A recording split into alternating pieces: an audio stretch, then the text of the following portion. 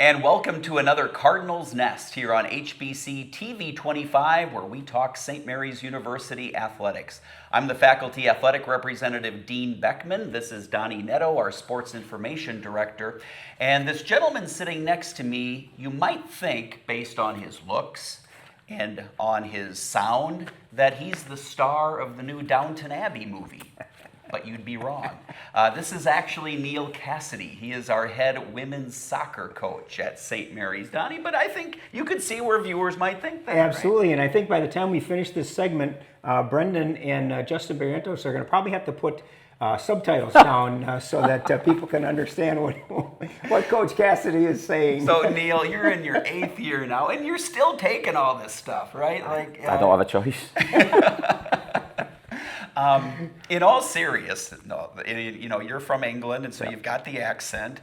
It's perfectly normal to you. But do you ever, after 8 years, tire of the fact that people keep bringing it up? No, it just gives me more fodder to get back at them. You know, Sure. I enjoy that. We call it in England, we call it banter. You know, so somebody pokes a little fun at you, you poke a little fun back.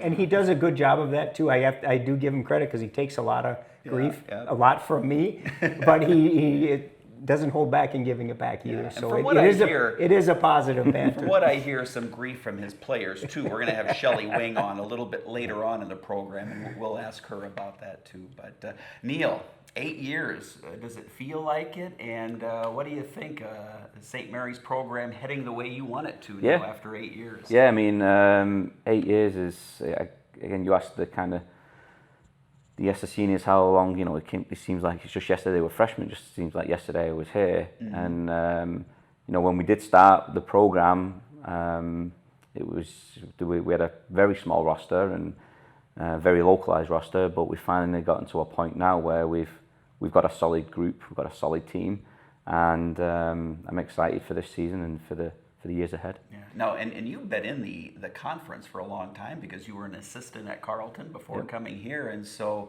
the MIAC never disappoints, does it? Just keeps getting better and better every year. Yep. Why do you think that is? What's the reason? I don't know. I think it's the coach. I think the coaching staffs of every program push each other a little bit. You know, there's when one of us goes out, we were the first kind of MIAC group team to go out to Colorado. Then the next year at the Real Colorado Showcase, there was a couple more people, and then last year everybody was there. So sure. I think they, you know, it's kind of what the Joneses do, kind of thing. Yeah. In looking back at the 8 years, and you know, it seems like he's just a little pup compared to 25. But what's been the biggest change in the game? Because obviously, as a coach, you've got to continually change your approach, your tactics. What's been the biggest change of late in terms of the game being played? Globally or within the MIAC? Within the MIAC. I mean, literally every team is good. When we first started, there was you could see a divide, but now there's a lot of parity within the conference.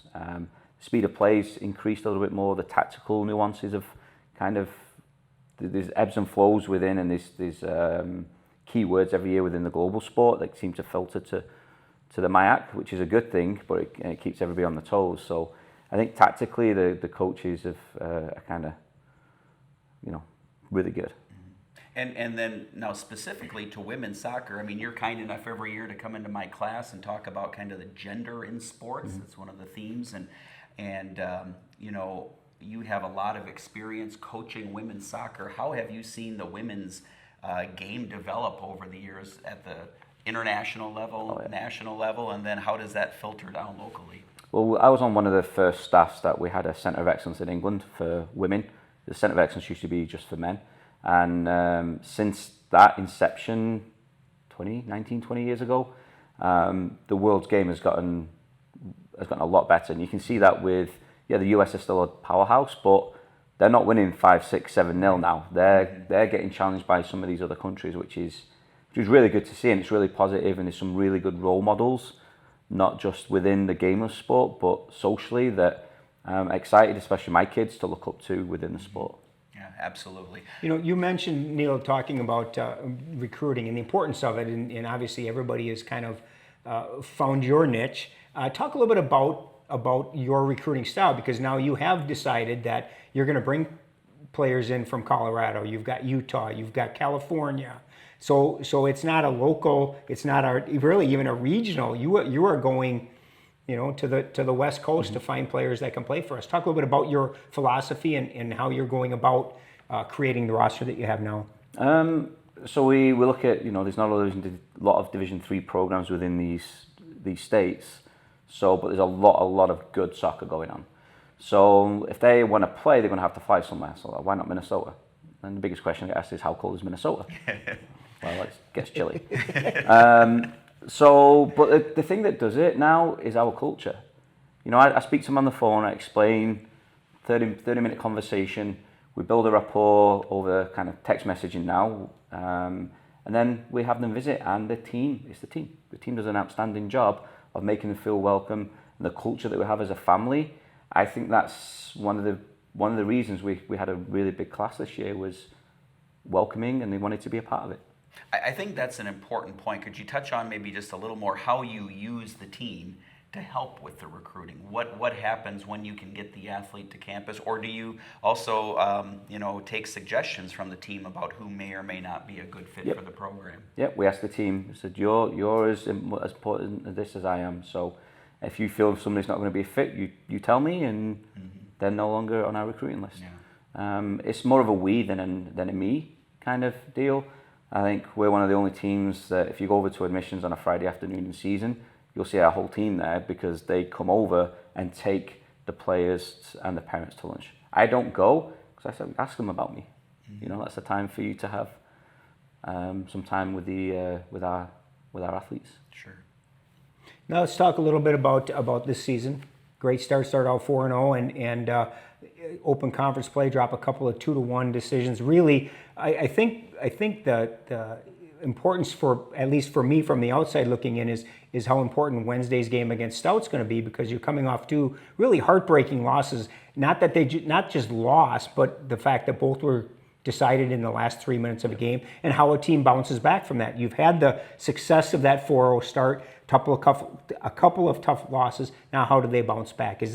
How important is a game like Wednesday against Stout in that bounce back kind of mentality? Yeah, we know it's tough. So we look at the positives of everything, right?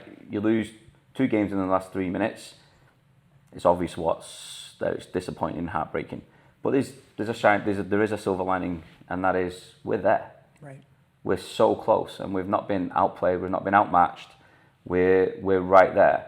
There's a couple of different things that I kind of attribute to, not excuses. I mean, we went down to 10 men on the first game, and then in the second game there was lightning delays and injury delays, and it was just kind of a mashup of different things. But we talked about as early as this week, that doesn't define us as a team. 2 minutes in a game does not define us. 2 minutes in a season does not define us. So how can we define ourselves, and what positives can we take? And let's get into Wednesday's game, and let's see if we can come out with a positive result. Yeah, I think that's got to be one. I mean, and it's true of all sports. I think to a degree, the win-loss record, the final scores are not always indicative of how the team is playing. But yet in our culture, we want to look at wins, losses. We want to look at scores. So how do you communicate that to the team? How do you try to convince them that you're right there, we're just as good as them, it's just going to take a break here or there? Yeah, I mean, it's success. I think the speaker we had on campus this last week was phenomenal.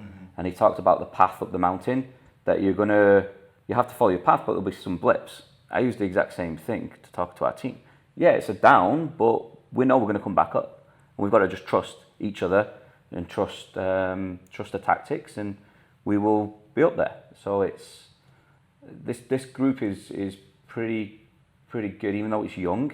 There's quite a lot of mental resilience in there, and we're going to have a sports psychologist come and chat with us next week just to hit some key points. One of the things I too liked about that talk was he talked about the difference between a transactional experience versus an affiliated experience. Affiliated meaning being more of a relational type of experience. And I think that's something that you have with your team and the team has with each other, right? Yeah, for sure. It's relationships, and the one thing we can actually, other than the wins and losses, that we can look at what success is, it's the relationships that we have. And I talk to our seniors. I say, you look at a piece of pie in this little bit is the games and the training.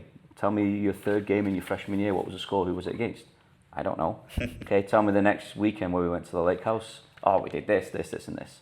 So for me, success has to factor into the relationships that are built within a program. You know, you just mentioned it, and actually you must be able to read my mind because that was going to be my next question. It's going to be a frightening place. I can't understand him. But talk a little bit about that weekend, because you do it every year. This year you were able to circle it around a pair of games in Wisconsin, and you spend time at a lake house. And talk a little bit about it in general, but then the importance of that informing this team. It's family. I mean, family eats together, they socialize together, they enjoy being with each other. So if family's going to be our culture, we have to make sure that we do something that helps with that. And the lake house is it. You know, it starts off with the coaches cooking for the team. And then the team cooks for each other. And I think just having, somebody else looking after you, then you being able to look after somebody else builds those bonds that are not really spoken. But we do some things, we have a campfire, we have s'mores night. They want to tell ghost stories and I forbid it because I'm absolutely scared for those things. But they do it anyway, so. Yeah. So we're going to have Shelly Wing on here in just a couple of minutes. Tell us about Shelly. She's one of your senior leaders this year, a defender, and just one of 3 seniors on your roster this year. Shelly's awesome. She's a captain. She's been a captain the past few years. If you want to talk about resilience, if you want to talk about putting others first, Shelly's going to have that picture next to her, next to that description. She had an awful injury that's taken 2 years to come back, and the percentage to come back and play after it is not that large, but she's come back and was determined to play this year, and she's doing well. She is absolutely a phenomenal human being. That's one of those people, especially when they're overcoming adversity like that. Definitely a role model. How much do you rely on the 3 seniors to kind of take all of the freshmen, sophomores, juniors on the roster kind of under their wing? No pun intended. Yeah, Shelly. It's not really. We've never had that hierarchical where seniors take it. Everybody looks after each other. Okay. So there's not a lot of pressure on the 3 seniors to have 17 freshmen that they need to make sure. We do tell them, make sure they're not alone, make sure that they're involved, especially in the first few days of preseason. But they really look after each other. I'm so lucky to be a coach of this. They're all great role models and they're fantastic human beings. So I count my blessings every day. I look at this roster and see the depth that you have, and it's easy to say, yeah, I've got 40 people on my roster, but your roster is such that you've got so much competition for position, so much competition for playing time. It's got to be kind of almost a luxury for you this year in that if you do have to make a substitution, you're putting somebody in who, in one way or another, is as talented as the one that probably started. Talk a little bit about that depth you have this year. We don't skip a beat. I mean, you hit the nail on the head. We're very comfortable. I mean, if you look at the starting lineup of the past 6 games, it's very rarely been the same. That's because we look at training and see who's pushing, who's moving into those. We are switching things up a little bit for the stout games, so you'll see something a little bit different. But unfortunately though, the 2 goalkeepers we have are both injured. So Gabby's playing kind of half injured. Yeah, we have to just make do with that. New challenge. Yes. Well, we're out of time for this segment, but Neil, thanks for coming on the program. Good luck again the rest of the year. Appreciate it. Thank you. All right, stay tuned. We'll have Shelly Wing on the program next here on HBC's Cardinals Nest. Elevate your home entertainment experience with gigabit internet and Elevate TV from HBC. Watch all your favorite local programs on your TV or any connected devices. Use apps and share media between devices. Get instant access to video on demand. Experience a better whole home DVR solution. Stream 4K, surf, share, and game, all at the same time. And with GigaHome Wi-Fi, experience whole home coverage and the same gigabit internet speeds and reliability in every corner of your home and beyond. Call HBC today at 888-474-9995. This fall, start Saturday strong on Fox. Wow, touchdown! Every Saturday at 11. Get started with the all-new Big Noon Kickoff pregame show. Unbelievable! It's about to start! Followed by the Big Noon Saturday Game of the Week. Touchdown! Start Saturday strong. Start Saturday on Fox. This is the SmackDown! If you missed a minute of America's smash hit, I've gotten the chills all over my body. That's how amazing your voice was. it's not too late to catch up on the show critics say you just can't stop watching. But darling, I still catch a grenade for you! You won't believe the celebrity we reveal in the next all-new episode. Oh my God. The Masked Singer, all new Wednesdays, and catch up anytime on demand or Fox Now. The Big 12 is not for the weak. You face Red River shootouts and destructive cyclones, with Cowboys and Longhorns ready to take you down. Every week, you fight or surrender. Win or lose, you do. Or you don't. There is no other choice. Big 12 football on FS1, or watch anywhere on the Fox Sports app. And we are back here on the Cardinals Nest, where we continue our focus on women's soccer. Shelly Wing, a senior defender, joining us on the program. And Shelly, we haven't had you on the show before, so you get to introduce yourself not only to us, but to the audience as well. And I know you're from Verona, Wisconsin, a senior. Kind of tell us how you got started playing the game of soccer there in Verona, and then how you ended up coming to St. Mary's. Yeah, I started playing when I was about 4 years old, and that the love of the game just kind of grew as time went on, and I actually had never even heard of St. Mary's before I heard from Neil, and then I looked and I came and did an overnight and had a great time with the team, and instantly just kind of knew that this was the place I wanted to be. So where is Verona at in Wisconsin?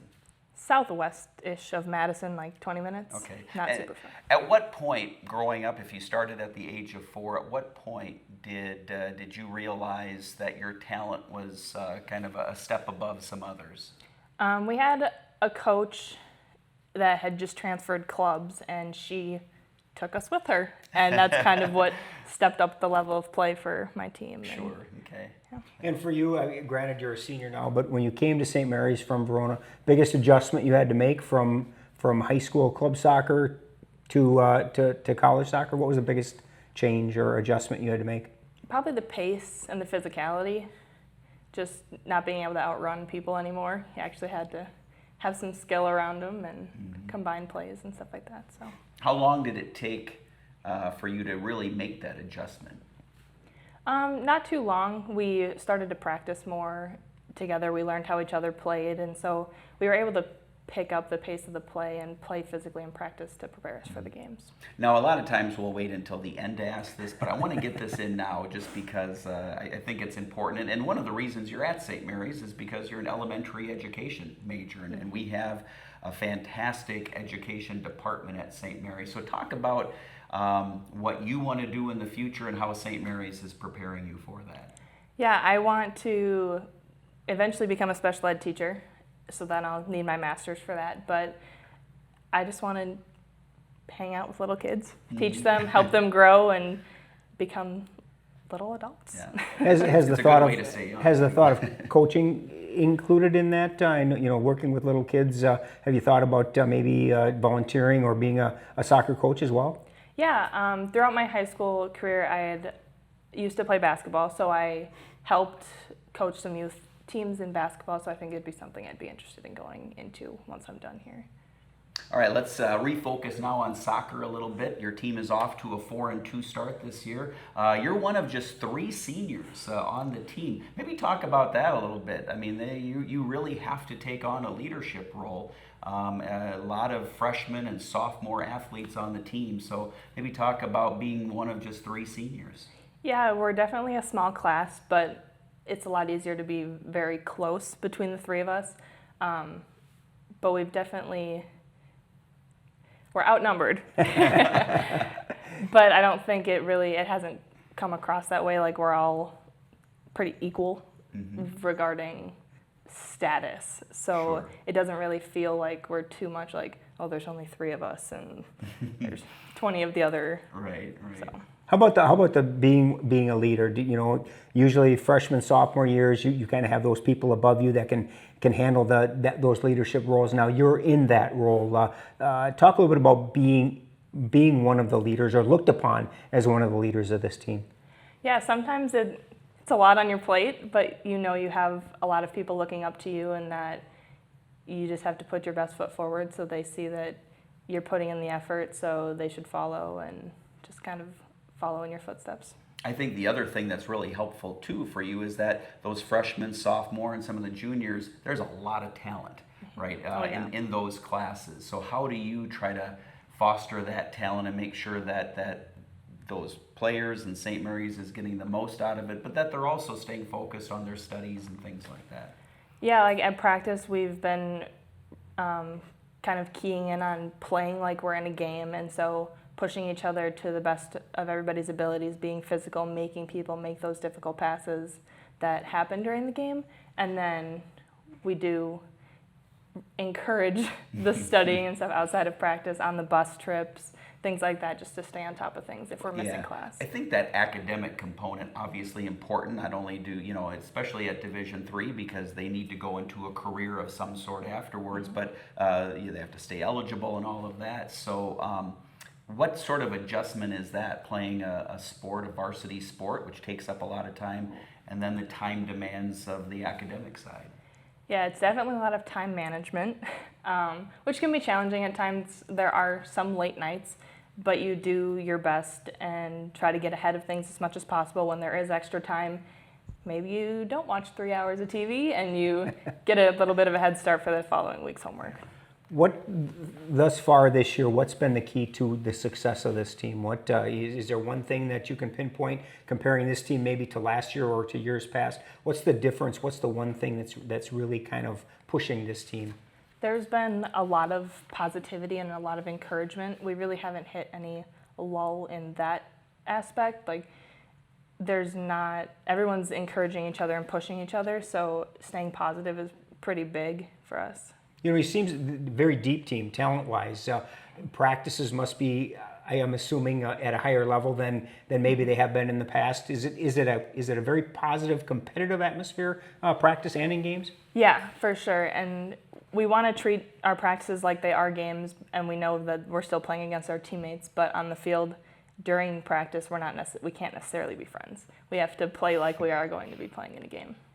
I guess we talked to Coach Cassidy about this in the first segment. Talk a little bit about kind of the melding of this team. There are so many players from so many different states that, you've got Washington, you've got, California, you've got Colorado, you've got Wisconsin. How does it all work together? How do you guys all kind of make it all work? That despite being close or far, whatever, everybody gets homesick. And so I think that's kind of something we've been able to bond over. We became very close within the first couple of days. You reach out to people. We spend a lot of time together. We don't let a lot of people be alone because you don't want people being homesick alone. And so we just spend a lot of time together and help each other through the rough times like family does, and just help each other out. I think that brings up a point. What advice would you give to a high school senior now that might be a student athlete and looking to play at the collegiate level? What advice do you have for them from a homesickness standpoint? Because, sometimes if you want to play a particular sport, you might have to go a little farther off in order to fulfill that dream. And as you said, homesickness is a real thing, and all student athletes deal with it to one degree or another. But what would be your advice to a high school freshman, considering that? Don't keep it in. Tell somebody, talk to your teammates. They've all felt it. They want to help you because they had people help them in the past, and it won't do you any good holding it in. It will just make it feel like that much more. As a communication professor, I always love when the answer is communication. So good. We talk a little bit about that building and that bonding and that kind of getting to be one, family. Talk a little bit about the weekend that you guys take. This year you had 2 games in Wisconsin with a day in between, and you stay in a cabin. Mm-hmm. Am I correct? Yep. Talk a little bit about that weekend and the importance of that weekend for kind of forming this team. Yeah, that weekend is always full of a lot of fun things going on. You get to play soccer, but you're also spending 2 nights with 30 people in a not very big place. And so you get close very quickly. You just have a lot of regular, everyday conversations, and sometimes you get closer with smaller groups of people. You get to know people on a deeper level, not necessarily as the whole team, but as individuals. All right, Shelly, earlier you had talked about positivity, right?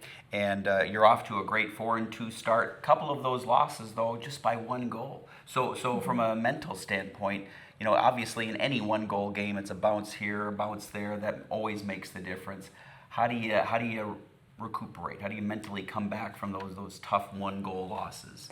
We know that we're in the games, and we know that we can play with the teams we're playing against. We just have to play the full 90 minutes and play until the last whistle blows and not let the teams get back in it at halftime or 10 minutes before the end of the game or the last 2 minutes, because then that doesn't give us a lot of time to bounce back from and both losses, Cates and Gustavus, those are excellent teams, right? So what does that tell you going forward with the season here? We'll be very competitive in the MIAC, and that we deserve to be there just as much as any other team, and that we can play with all the teams in the MIAC.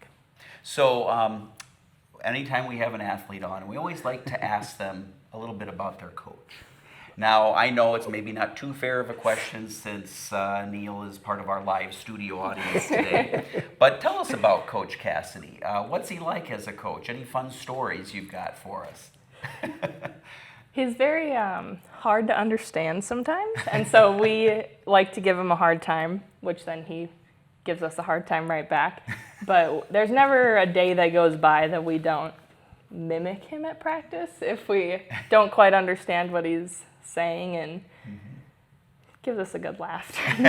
Okay, so if you wouldn't mind, give us your best Coach Cassidy impression. Oh boy. Shut up. That wasn't too bad. That wasn't too now, bad. I know you personally don't hear that too often from him, right? So, Donnie, how about anything from Shelly's profile? Yeah, she didn't do all of them. But the one thing that I'd like you to do as we get ready to leave here is your hidden talent. You said you can do a little sign language. Oh, boy. So if you want to give your teammates a message in sign language, this would be the time to do it. Now you'll have to. And to be honest, nobody's going to know we what might have someone watching that knows sign language.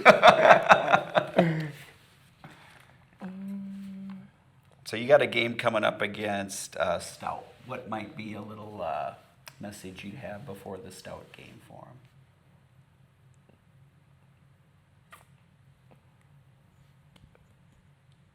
Keeping up the good work and just keep moving forward and excellent, staying strong Love together. Donnie, he's our question on the spot guy here on the program. Got to put people on the spot. That's like, right. Oh boy. So Shelly, you're a senior now, right? You've got about a little more than half of your season left. Has that hit you yet? That this is maybe the end of the competitive soccer career? What do you think?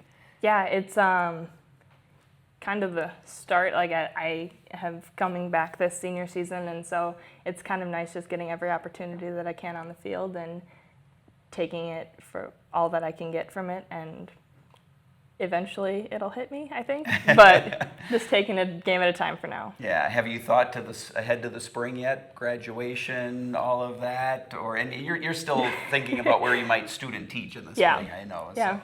Trying to not think about that quite yet. It is, it's interesting when we have seniors come on the show, they always say how fast the time goes, and it really does. If you had to give one word of advice to your freshman class, the ones that have just come in, what would that be? Enjoy it. Especially your sophomore and junior year. Those went so fast that I can't even imagine how fast this year's going to go. But I remember freshman year like it was yesterday, and since then it's just flown by. It's a blur, right? All right, Shelly Wing, senior defender, thanks for coming on the show today, learning more about you, and good luck the rest of the season. Thank you. Thanks for having me. All right, that's going to do it for this week's Cardinals Nest right here on HBC TV 25.